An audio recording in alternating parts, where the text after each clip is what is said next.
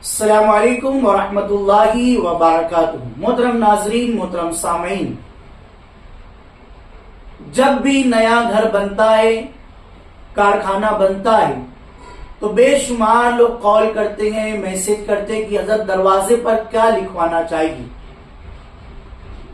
اور دروازے پر برکت کے لیے، فضیلت کے لیے، بلاؤں سے بچنے کے لیے، مصیبتوں سے بچنے کے لیے قرآن حدیث میں کیا بتایا گیا ہے، دروازے پر کیا لکھنا چاہیے۔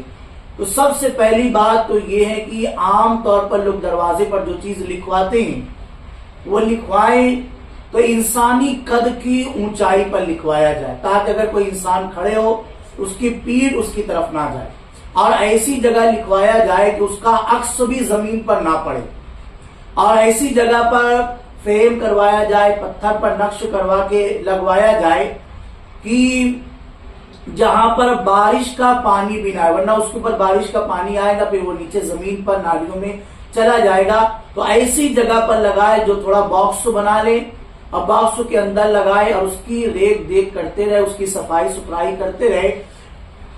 سب سے پہلے جو لکھا جائے گا تو وہ کتابوں میں آیا ہے کہ ھذا من فضل ربی، ھذا من فضل ربی، یہ لکھنا چاہیے۔ اور ھذا من فضل ربی یہ قرآن پاک سے بھی ثابت ہے۔ کچھ لوگ لکھواتے ہیں، پنجتن کا نام کی ایک ربائی ہے، بہت مشہور ہے، لی خمسۃ اطفی بہا حر الوباء الحاطمہ المصطفیٰ والمرتضی وابنہما والفاطمہ، تو یہ بھی لکھوا سکتے ہیں۔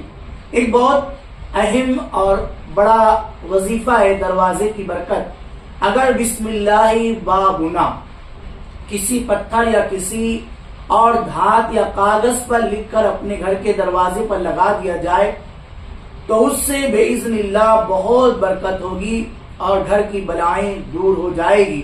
باقی ڈسکرپشن میں مزید تفصیل لکھی ہے، وہاں پر دیکھ سکتے ہیں۔